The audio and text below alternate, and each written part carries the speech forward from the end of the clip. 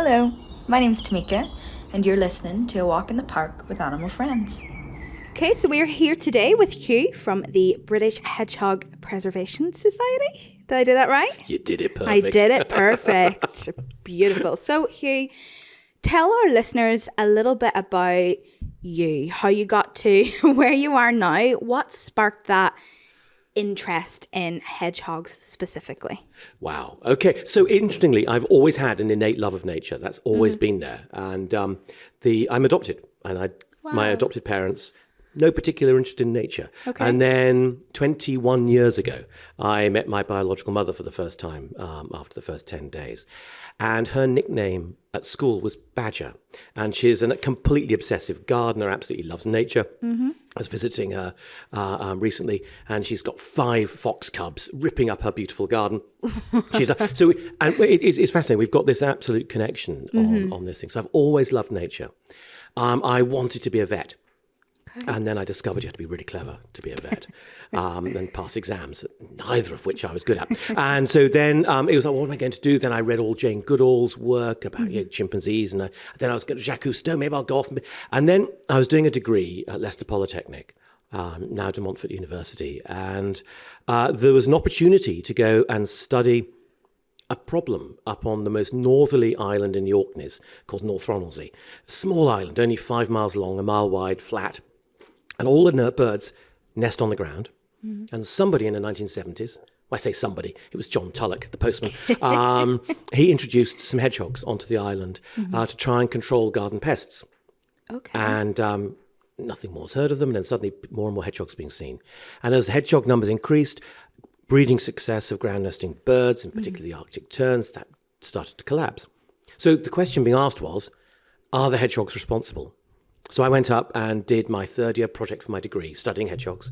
Wow. And it was fascinating. People hadn't done this sort of work. Well, very few people had done this sort of work before. And so I thought I did a bit more of that. I went back in 1991 to repeat the study. That then got me involved, I don't know if you remember, back to the cull of hedgehogs in the Outer Hebrides, got involved with that. And it was just suddenly all of this sort of stuff. There's all the hedgehoggy things kept coming together. And I just realized that the hedgehog, not only is it utterly fascinating, not only is it, we have to use the cute word. I mean, they're very cute. But they allow you to tell stories in a way which most other wildlife doesn't. They give you a way into talking about many different subjects because people are fascinated by hedgehogs, because they've been brought up on stories about hedgehogs. And so I came into it as an ecologist, but have stuck there because they're such a profoundly important tool for telling stories. How did that lead into being the spokesperson for British Hedgehog Preservation Society? When we were doing the US hedgehog cull campaigning, I should say I started that whole process when the plans to kill hedgehogs for conservation up in the Outer Hebrides started. I went to record a piece for Radio 4 because I assumed somebody had done science which showed you couldn't move the hedgehogs off the island. And then when I got there, I found that some of the research they were using was some of my radio tracking data. So I got quite cross. And because it didn't prove that you should kill them. In fact, it proved you could move them. And so I started joining in the campaign to stop the cull. And that drew me into the Hedgehog Society. And that was back in 2000, it's over 20 years ago. And gradually I just started doing more and more bits and pieces for them until such time. So the chief executive, Faye, is amazing and really, really good at organising stuff and quite shy. I'm rubbish at organising stuff, but I'm a show-off. And so between us, we work perfectly together. Amazing. So then tell me a little bit about the Hedgehog Society as a whole, as a charity. What was its basis of being founded? Was it that culling of hedgehogs that drove for it to be founded, or? Oh, no. Hedgehog Society's been around since the 1980s. It was set up by Major Adrian Coles, retired soldier, moved to Shropshire, driving along country road, sees a cattle grid and stops and looks and finds dead hedgehogs in the cattle grid. And he was like, this is ridiculous. Why should hedgehogs be dying in cattle grids? Because cattle grids just got a steep wall. Hedgehog falls in, and then they can't get out. Anyway, he started a campaign about putting bricks inside cattle grids to provide little sort of staircases to let the hedgehogs escape. And that was the story. And then from that launched the Hedgehog Society. And now, many years on, there is a British standard ramp, which is supposed to be in all new cattle grids. So it's one of those small things which you begin. And it may seem trivial and it may seem small, but for each hedgehog that gets out of that, they're alive. It's everything. Yeah, that's amazing. And that's such a good example of how the smallest little actions can make a national difference, really. And it's really inspiring. And I want to talk now a little bit more about hedgehogs and use the cute word again and get into all of their quirks. But I want you to start us off with a really interesting hedgehog fact that people might not know of. Well, there are some boring, interesting facts, such as an adult hedgehog can have up to 6,000 spines on their backs. Wow. The spines on a hedgehog are just modified hair. Same stuff as our fingernails and our hair is made of. I find actually the fact that they have evolved over millions of years to transform what was soft fur, because they are sort of rudimentary shrews, they're very like shrews, into this prickly substance on their back. I think that's utterly amazing. That is really fascinating. And is it true that they can swim and climb? They can swim, but they can't swim forever.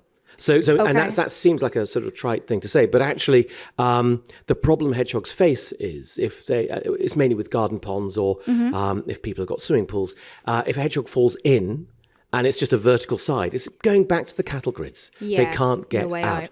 So wildlife-friendly ponds are so important for nature. Okay. In all sorts, because they attract insects, which lay eggs, which become the maggots and grubs, which the hedgehogs will eat. All of these sorts of things. Yeah. And they provide water as well. But you just need to make sure if you've got a pond, it's got a beach or it's got a ramp. Better still a beach. Yeah. The ramp thing is so they can escape.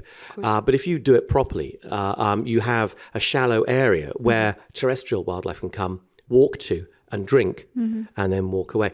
Because we forget how important the amount of water is. I was sent a video, a lot of trail camera footage you can get. I get sent so many clips of people, 10 or 15 second clips. This was somebody's security camera, and it showed a hedgehog toddling down a path. And this was 2 summers ago, was it, or 3, when it was really hot? Can't remember.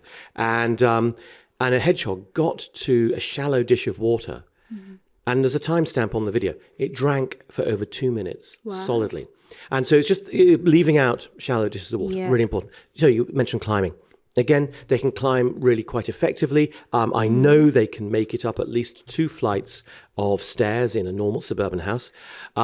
Just because I was told a story by somebody who had been woken up one night, a hot night, he'd left the back door open, and been woken up by a strange noise at his door, opened his bedroom door, and there was a hedgehog. And he was like, that's kind of weird. So he took the hedgehog downstairs, shut the back door, went back to bed. Next morning, he after breakfast, he went up to his attic office and found the hedgehog had also been there because it had left a little poo under his desk. So they can climb, but they can actually climb up through Virginia creepers and things. Stories of somebody being woken up outside the first floor bedroom window with a rat and a hedgehog fighting in the Virginia creeper. So they can, and it's not going to say that they will. Maybe don't set them the task, but they have got some capacity to do that. Yeah, so I think that's a really important fact to know about your ponds, to be able to have that ramp out or that beach, because it's not something I personally ever would have thought of if I was putting even a water feature or a pond into my garden, about those mammals, not just hedgehogs, that won't be able to climb back out again, I suppose. And just on that, so we know that they can come into the gardens. You mentioned about the CCTV cameras, picking them up, drinking in gardens. Why are they so vital to us in the UK? So I know that they can be endangered. We see them, I wouldn't say commonly, but we can see them within our gardens. Why are they so important to us? Yeah. Okay, so that is tending towards a sort of anthropocentric view of conservation. It's like, why should we bother to save this rhino? Well, what will it do for us? And each hedgehog has as much right to be here course. as we do. And so it's not a matter of what are they going to do for us. It's about what can we do to be able to share Yeah. these things here. Why are they so important to us as a species? I would argue that, they're very, very important because on one part, they're a very generalist species. When you look at some animals, I know, like a dormouse, they've got very specific habitats that they need. They need coppice, principally hazel, and they tend not to spend too much time on the ground. The hedgehog, our hedgehog, the Western European hedgehog, Erinaceus europaeus, has a range all the way from the west coast of Ireland to about the Czech Republic, from Norway down into northern Spain. Okay, it can tolerate all of those different habitats, the same species. So what does it tell us about what we're doing to the environment that it is suffering such enormous population declines in the United Kingdom? And so in terms of its importance, that idea of what it is signaling to us, I think, is absolutely crucial, because it's telling us much, much bigger problems are afoot. And what it's doing is telling us about the things which we care less about. Every time there's a vote or a poll for the nation's favourite nature icon or whatever like that, the hedgehog always wins. Yeah. This really upsets my ornithological friends. Good. And so, but it always wins. And so this is our favourite creature. Yet its population decline is staggering. And if we can let that happen to our favourite species, what is happening to all the stuff we pay less Yeah. attention to? So then does that mean that a decline in hedgehogs, I know you mentioned about them being all over Europe and it shows the change in what like climates and stuff can do. So does that mean a decline in hedgehogs means a decline in our natural world? So what the hedgehog decline is showing us is that the support structure that the hedgehogs require is not there. So all the things that the hedgehog needs are disappearing, whether that's habitat or food or whatever. And those things, the habitat and the food, are made up of a whole bunch of other species which we tend to care less about. There are parts of Europe where there are more hedgehogs. The same, our species, there are much greater densities of hedgehogs. The population decline in the UK is particularly dramatic, though that might be in large part due to the fact that we study them more here. So we may have just simply observed this decline more. And so what the reason that's so important is because what it's doing is screaming at us.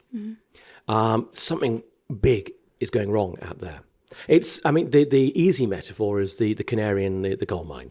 The reason people take a canary is it was much more sensitive to carbon monoxide poisoning than the humans were. You carry a canary, person in front carries a canary, the canary dies, you go, we better get out of here. It's telling us something. And so the hedgehog decline is telling us something. It's telling us that our previously reasonably stable and supportive environment is collapsing. And you mentioned there a dramatic loss in numbers. Is it true then that hedgehog numbers have gone from around 30 million down to just 1 million? No, there are a lot of stories in the press about the hedgehog decline. We'll start using a figure. In the 1950s, there were 32 million hedgehogs. And that is not... what we would describe is not a robust figure. Okay. Okay. It's I'll tell you how they came to that figure. It was one zoologist having a summer evening walk through Kew Gardens and counted the number of hedgehogs he saw, and then sort of back of the envelope calculation, and maybe about 32 million hedgehogs. He did account for the fact that they don't really exist in wetlands and then they're not up mountains, but even so, it's very much a guess. What figures that we use are from systematic, repeated studies which take place in the same way every year. And we know from the year 2000 that urban hedgehog populations are down by about 25%. Okay. The good news is that's actually leveled off. So that's really quite exciting. In rural areas, though, the population is down between 30 and 75% just since the year 2000. Now, it's not that the year 2000 was when things started going wrong. It's actually, that's when we started doing the surveys. Everybody, or nearly everybody, is seeing far fewer hedgehogs now than they used to. And so I call it anecdata. And it's probably about as valid as that 32 million hedgehogs in the 1950s. But I reckon there's probably been a decline of around 90% since the end of the Second World War. That's crazy numbers. And remember what I said earlier? This is the nation's favourite creature. Yeah. So what about all the stuff we care less about? And you mentioned there as well a decline in two different places. So you mentioned an urban decline and a rural decline. So is there differences causing these declines, or are they kind of being caused by the same factors? Similar factors, but presented in different ways. Okay. The urban decline seems to be principally around loss of habitat, fragmentation of available habitat. There's a lot of food put out for hedgehogs, supplementing their diet. So it may be that food isn't the limiting factor in the urban environment. We haven't unpicked that. In our rural landscape, again, it's the fragmentation, but it's on a much bigger scale. But mainly it's the loss of food. So if the surveys which are done repeatedly looking at insect life in our farmed landscape shows very clearly that we've had a massive loss of macroinvertebrate biodiversity, and more importantly, bioabundance.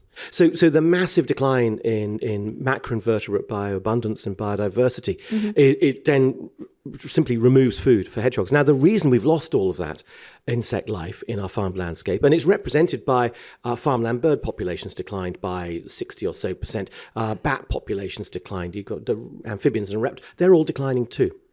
So it's not just hedgehogs, they're all showing the same sorts of declines, apart from a few generalist species who are managing to cope with the changes in environment because they feast themselves up on dead pheasants and things like that. There's another story. But the absence of hedgehog food, the reason it's there is because farmers quite simply are trying to make a profit, which is quite reasonable. And the difficulty, though, is to try and increase their profit or to make a profit, they're dealing with competition.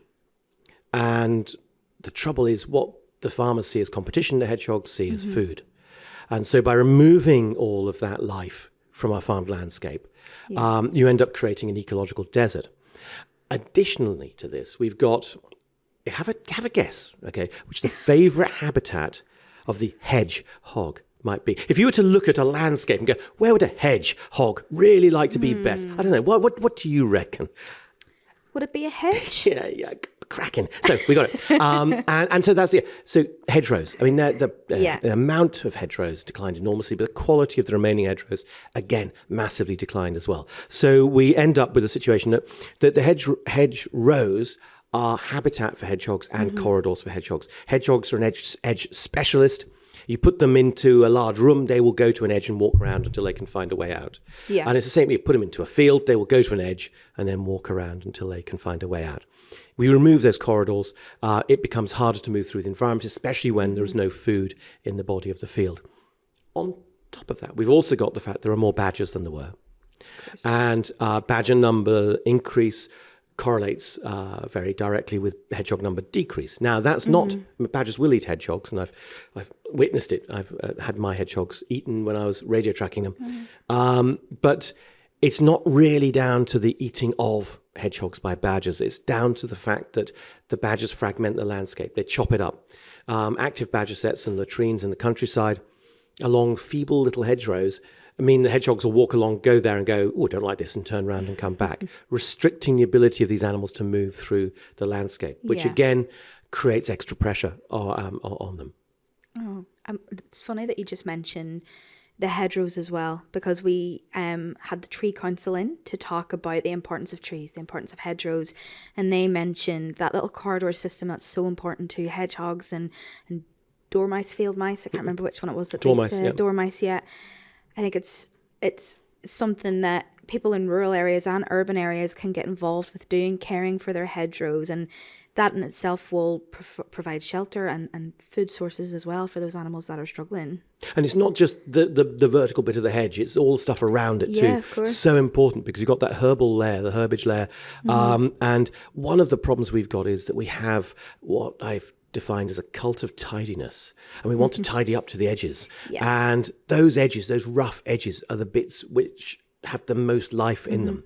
And the hedgehog has one, it's very, very cute, but it's got one big problem. It's got no fight or flight response. So when a hedgehog is frightened, first thing it does is it frowns, brings the spines forward over its eyes and its ears and its nose to protect that, and then it rolls up into a ball. So it hears a mower or a strimmer coming, and there it's living in the base of the hedgerow. What's it going to do? It's going to frown, it's going to roll up, and then it will get killed. And every summer the hedgehog hospitals around the country get sent images of hedgehogs. I get sent rather the images. not the hedgehogs, luckily, of animals being hit by strummers and things. So Hugh, tell me a little bit about the Hedgehog Society then, and what they are trying to do to help, not so much reestablish, but educate on the importance of reestablishing these hedgehogs, or keeping what we already have in our country, and making sure we care for them properly. So the British Hedgehog Preservation Society has got a number of different roles. We provide some support for the hedgehog hospitals around the country. We act as a sort of database. So when you find an injured hedgehog, you track down the British Hedgehog Preservation Society. They've got an all-hours phone number you can call, and you'll be directed to your local hedgehog rescue. Amazing. Because people do. They will find an injured hedgehog. They'll find a baby out at the wrong time in the daytime. Daytime hedgehogs tend to be a bad thing. So there is support to be had. So they do that. But what we also do is we fund research, because actually understanding better the ecology of these wonderful species gives us a better ability to understand how best to help them. And so we know more now about their use of linear features, about their use of hedgerows. We know more about their decline in the rural landscape because of the sorts of science which has been done. So it's a sort of two-pronged approach, both the sort of the welfare, looking after individual hedgehogs, but also looking at the conservation science. And for a lot of that, we work in conjunction with the People's Trust for Endangered Species. And we set up a campaign called Hedgehog Street about 12, maybe 13 years ago now. Wow. And that was based around, we had some work done looking at what do hedgehogs need to thrive. Okay. And this is a concept which it may sound a bit complex, but it's called minimum viable population analysis. Okay. And all it's doing is working out through clever computer models. I didn't do this; somebody much cleverer did. What is the sort of smallest island you would need to have hedgehogs flourishing? Tom Morehouse, who was doing it at the University of Oxford, and you put in all the data you've got about what the hedgehogs need to survive and how far they move each night and all these things. And what he worked out is, for a viable population of hedgehogs, you need to have about 30 hedgehogs to start with, and they need an area about a square kilometre in suburbia, which is the best environment we've got for hedgehogs at the moment. In the farmed landscape, it's much bigger. So we're starting with that. How do we find a square kilometre for 30 hedgehogs to be able to thrive?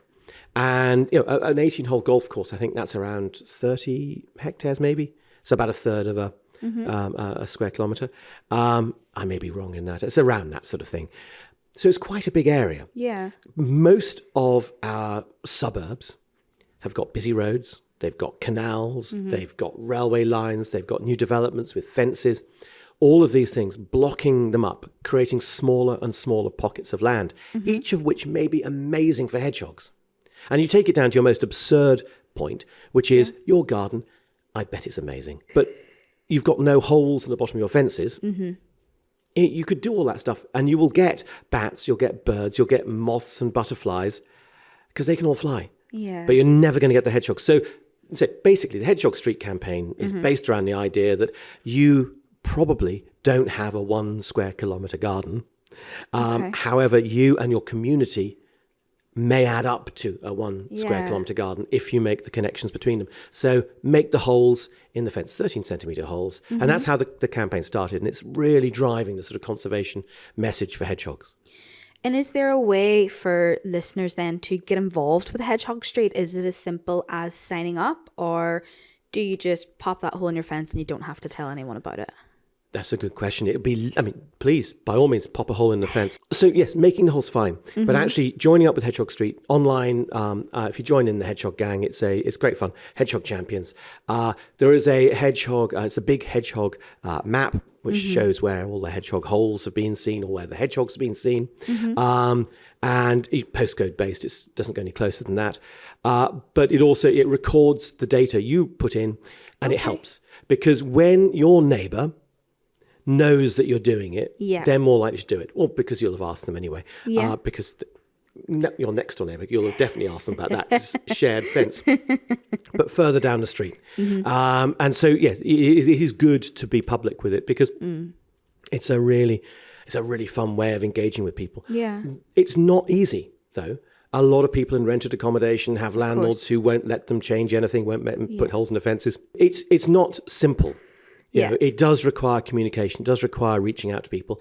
It does require a little bit of persuasion sometimes. Of course. And you mentioned there persuasion and the fact that a lot of people do live in rented accommodation or council housing. Is there then, or has there been any push for change within laws regarding that? Because I know we've got things like that, this isn't relevant, but the Renters Reform Bill, where we're trying to get landlords to allow people by law to have pets. Is there anything that anyone at all has been trying to do to push that? Let me just allow people to put a hole in a fence, whether it's rented or not. That's too far down the line for us right now. We need to go for the low-hanging fruit. Of course. So private gardens and sensitive landlords are the way forwards. But it doesn't mean you don't have an opportunity to act because we all live within local authorities, and local authorities manage the land around us. Of course. And that management can also be tailored towards being hedgehog friendly. Yeah. And most local authorities won't do it unless they've got people bothering them. And so if you don't live in a space where you live in a block of flats, you can put a hole in your fence. It's not going to help. Okay. Hedgehogs can climb, but not up 30 flights. Yeah. So if you then in those opportunities work with the pollinating insects coming to the flower boxes on the front of outside your window, but look to what your local authorities are doing, managing the parks, making sure that they are hedgehog sensitive. We have an entire campaign about the sensitive use of mowers and strimmers, because remember, hedgehogs have no fight or flight response. They can get injured. So the Hedgehog Society campaigns on that, getting a roll call of hedgehog heroes within that world. It's so just because you can't do something in your own patch because you haven't got one, you've got a wider patch you can work on as well. That's amazing to know that people do have that option.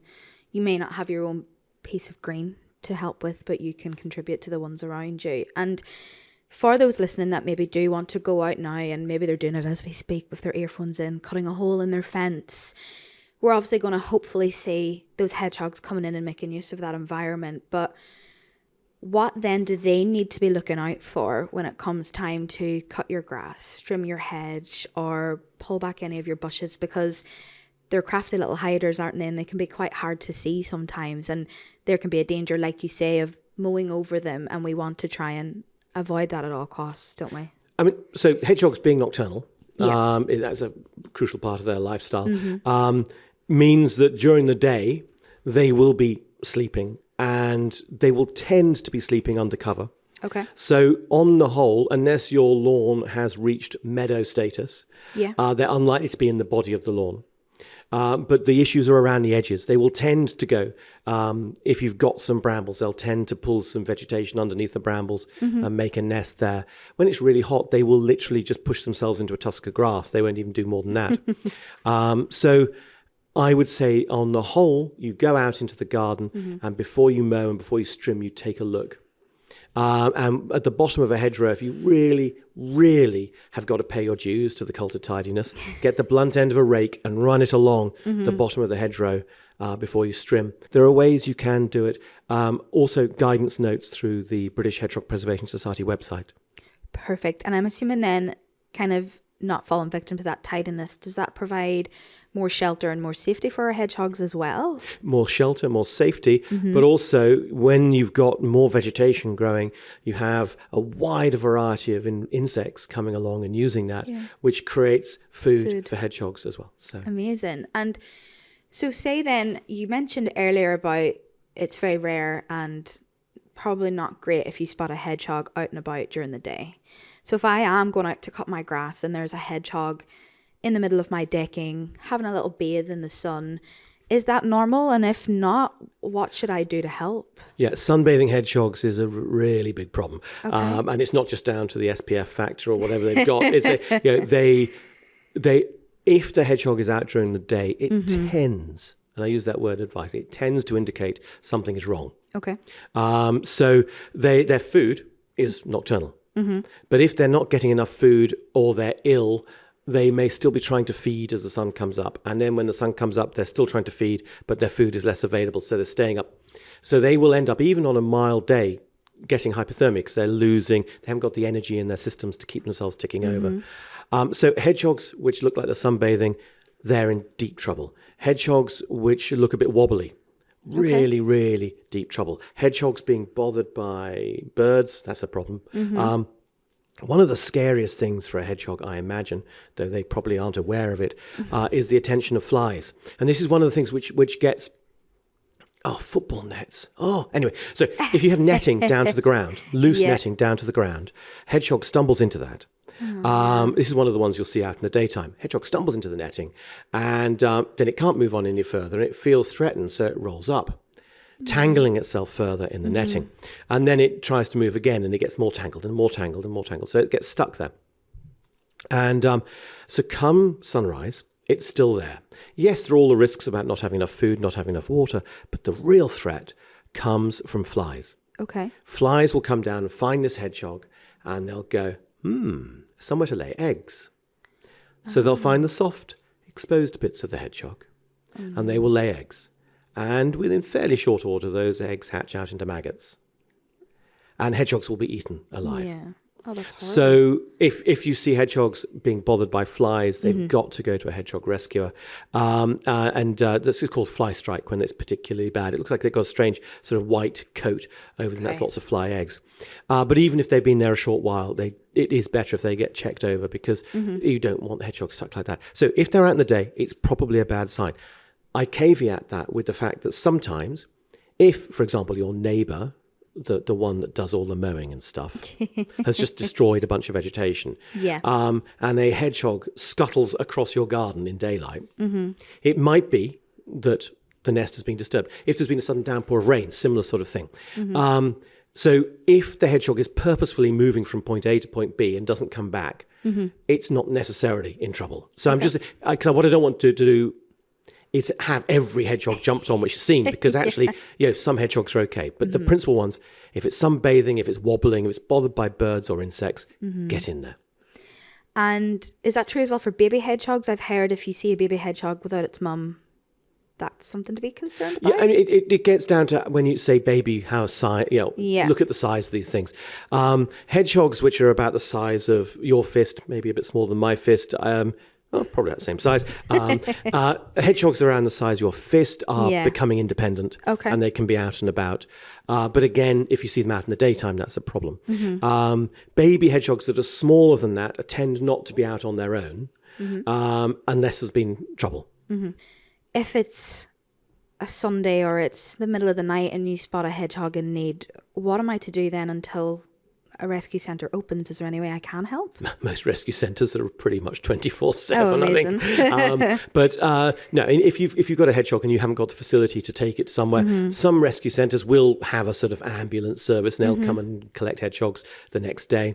So the cardboard box is your friend. Cardboard box and something for a hedgehog to roll up in, so a towel, something you're happy to wash to high temperature. And jam jar lid of water, jam jar lid of meaty pet food, because they're carnivorous animals, they need meaty pet food, and keep them somewhere warm and quiet. Put a lid on it, because they'll climb out. And then what they will do is get behind the one white good in the room you've got them in, which you can't move without extra help. And it becomes... They are very, very good at that sort of thing. They're covered in prickles, but they're quite squishy, so they will squish under things. Oh, goodness. And because they're prickles, you can't then pull them back out. Yeah, of course. I didn't even think of that.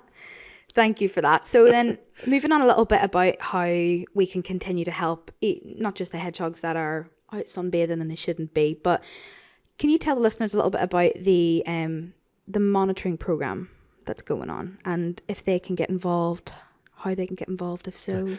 There's lots of different monitoring programs which are ongoing. Citizen science work is really important. There's a bunch of ecologists, and I was an active ecologist. Now I spend more time writing and talking. But there are only so many of them, and there's far too much to do. So the People's Trust for Endangered Species runs Mammals on Roads, which counts road casualties. They run Living with Mammals, another citizen science survey, which is really valuable. The RSPB runs a garden bird watch, but that includes hedgehog sightings as well. The BTO, the British Trust for Ornithology, does various citizen science works. At the moment, one of the big projects we've launched is the National Hedgehog Monitoring Program, which is great fun. Trying to actually, so right near the beginning, we talk about how many hedgehogs there were. Yeah. We don't know, but this is going to help us find out. And it uses statistics which are way beyond my pay grade. But what it's basically doing, it uses an array of video cameras. This is the trail cameras you can put in your garden. Yeah. And 30 of them set out in a particular manner in a 1 kilometre square. And then the data from these, they're there for 30 days. And the data from these is then collected and analysed. And this has been done around the country. We're in the second year of it now.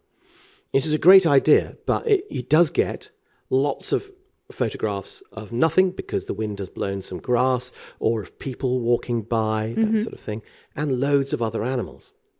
Now, AI, artificial intelligence, is good enough to a point that you can get rid of all the people and all the nothing, but now we need all the ones with animals in them. Now, AI is getting better at working out which species they are, but we really need to know. Is that a hedgehog or is it the backside of a badger? You know what? It can be quite tricky to tell in a blurry, dark image from it.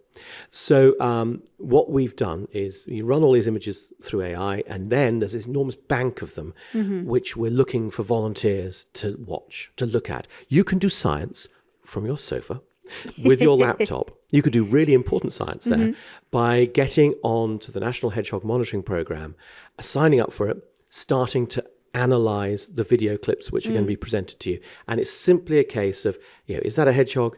How many hedgehogs? Or is that a fox, or is it an owl, or whatever? They want you just to record what you see. It's all right. It's not all down to you. Each clip is seen by 3 people, so that and if all 3 say the same thing, then it goes on. If there's a difference of opinion, then it's looked at by an expert.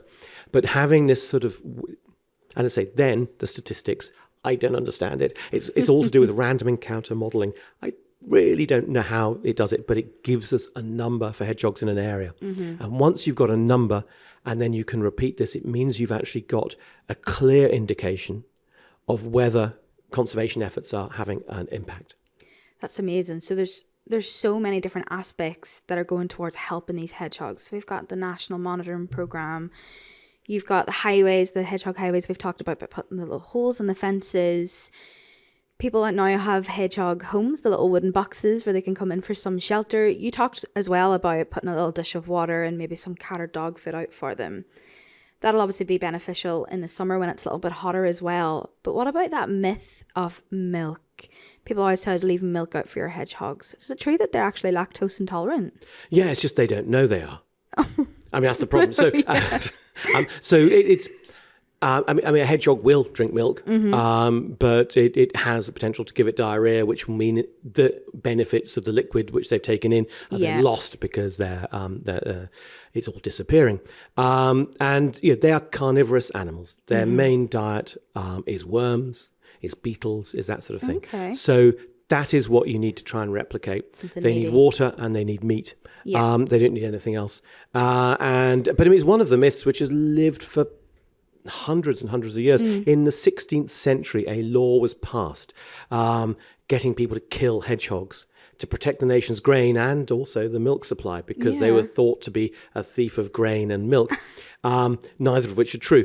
But it was, and this lasted for hundreds of years, this thing. There's a fantastic depressing book by Roger Lovegrove looking at the records in parishes around the country of how much money was paid out for all sorts of animals being killed. Oh, wow. So it's, if you're to help hedgehogs, the best thing you can do is have a wildlife-friendly pond and loads of amazing plants which attract insects, and you don't put any food out at all. That's the best. Okay. But actually, you're unlikely to have enough space and enough natural food in your garden, so supplementary food is good, and extra water is good.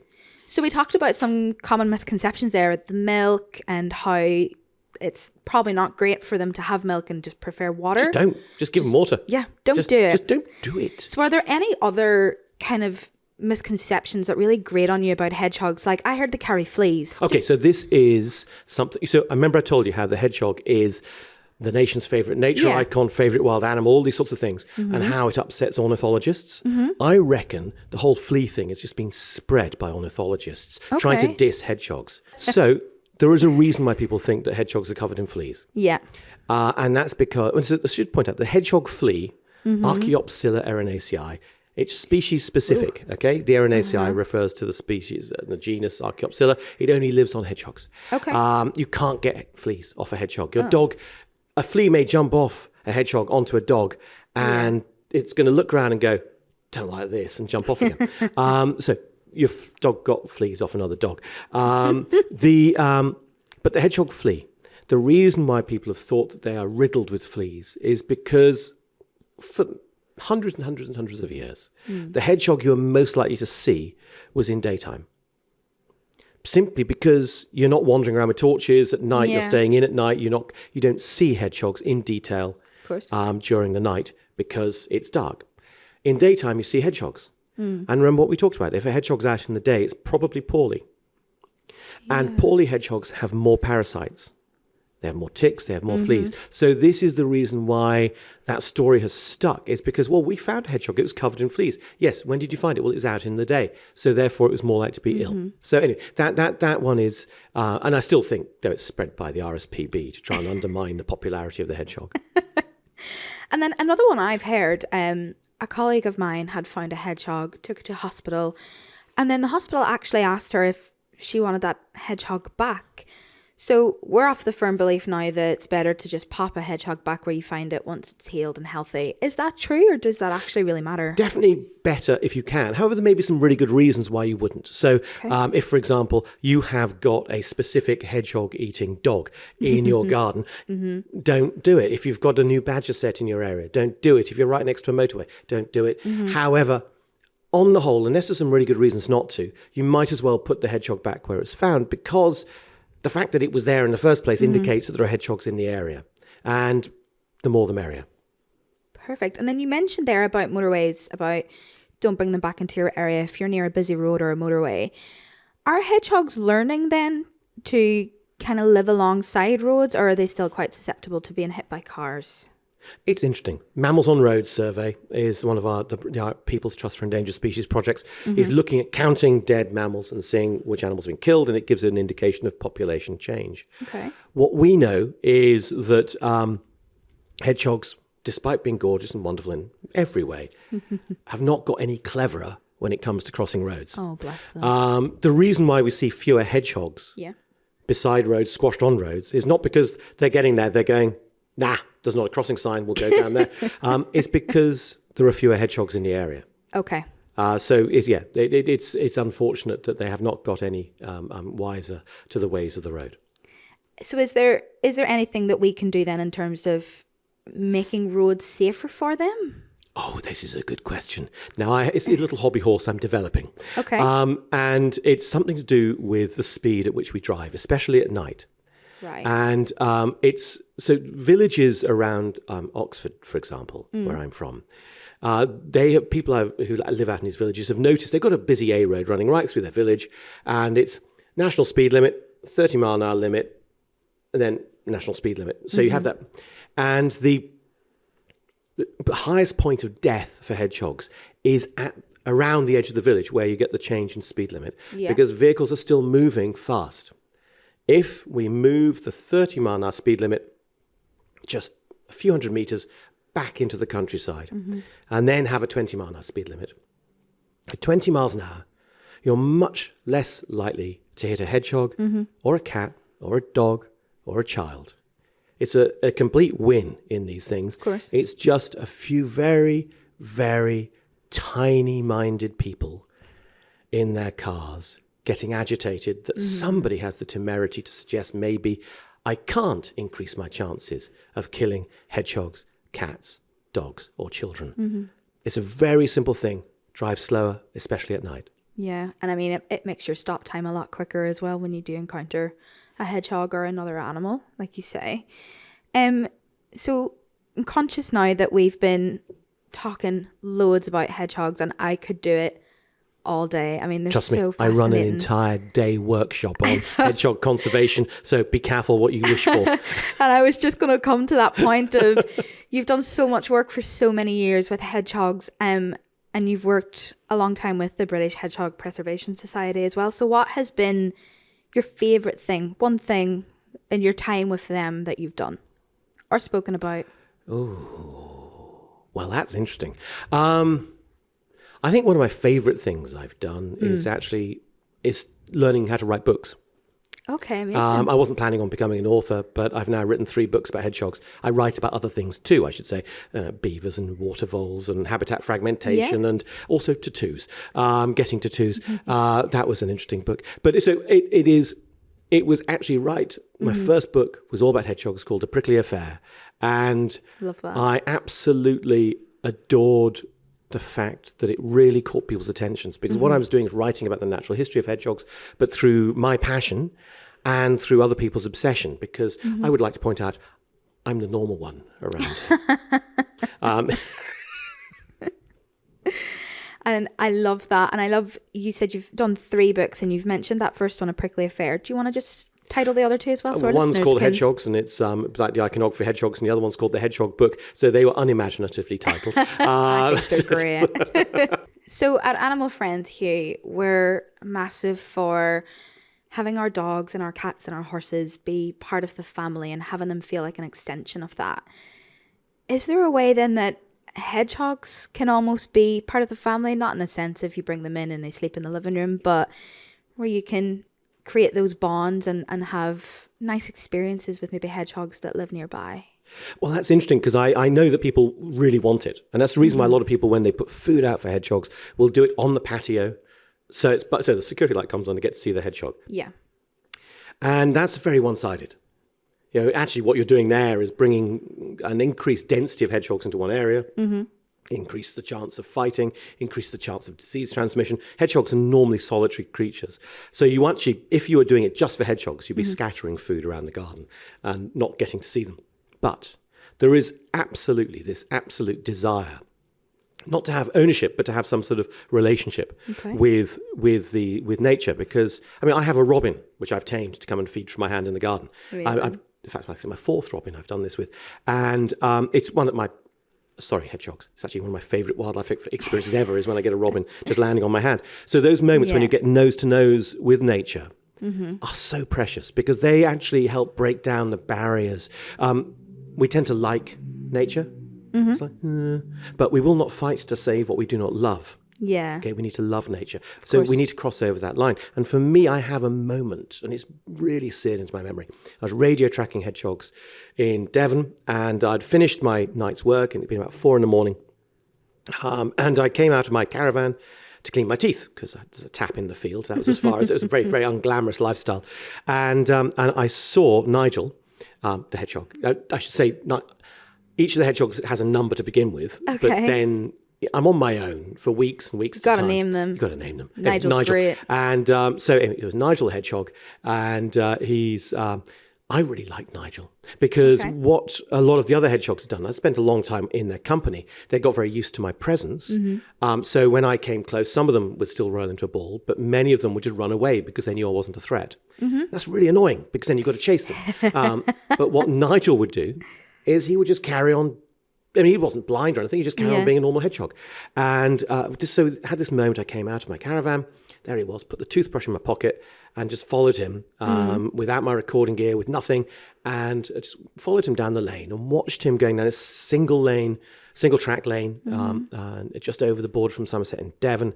And he was walking along the tarmac. I think this is so risky. But actually I could understand why, because the grass was now dew-laden and it was wet. And it's like, well, of course you're going to walk on the tarmac. And the tarmac being slightly warmer meant that the invertebrates that it was eating, and it was eating small slugs, I could see it eating small slugs, were being drawn towards the warmth, because they're invertebrates. They are looking for the heat as well. And it was interesting. I realized how easy it is for hedgehogs to be killed on that sort of road. And in fact, none of my hedgehogs went close to or got killed on the busy dual carriageway just down the hill from where I was. But 2 of my hedgehogs got killed on this one stretch. So suddenly it's a moment of learning. But the main bit for me was, as he was snuffling along, I eventually ended up lying down on the road next to him as he was eating. And then he stopped eating and he turned around and he looked at me. And there is that moment, and you get it with your domestics, with your pets, with your dogs, maybe not with your cats because they're just arrogant. But they look at you and they are recognizing you. And you recognize in them a fellow sentient being. You know it's more than just an automata. It's something special. Yeah. And being nose to nose, twinkly eye to twinkly eye with such an amazing, charismatic mammal. That was what did it for me. That moment with Nigel when we had that. And he recognized me as a different thing. He paid attention to me. He noticed me. And then he went back to snuffling along, eating bits and pieces along the edge of the road. And it was a really interesting moment because it just left me going, these are more than just bits of data. They're more than automata. I know that was the old sort of view of animals as being soulless. These are sentient. Sentient individuals. They've got different characters. They've got different, and they need that level of understanding and appreciation. So if you do nothing after this, next time you see a hedgehog in the garden, very quietly, just lie down, pretend to be a worm. See if the hedgehog will come close to you. Don't force yourself on the hedgehog. No. And see if the hedgehog will come, and then see if you get one of those moments. And then just before I let you go, Hugh, what is one main way that our listeners can help support the British Hedgehog Preservation Society? I think if they're listening to this talk, your listeners will be already absolutely mad keen to do stuff to help hedgehogs. So that I'm not less worried about. What I would love them to do is to step out of their comfort zone and try and share that passion with their next door neighbours. Just take the word one step down the street and see if their neighbours will take it down the street another step further and on until you've got an entire Hedgehog Street. And then you run the potential of having a Hedgehog Street party. Done those. And then there's hedgehog-shaped cakes. Well, thank you, Hugh. Thank you so much for coming along and educating us It was an on absolute all pleasure. things hedgehogs. It's been great to have you. Thank you. Thank you to all of our listeners. You can find out news about our podcast on our Instagram or TikTok handles, which is at Animal Friends Insurance, or on our Facebook page at Animal Friends Pet Insurance.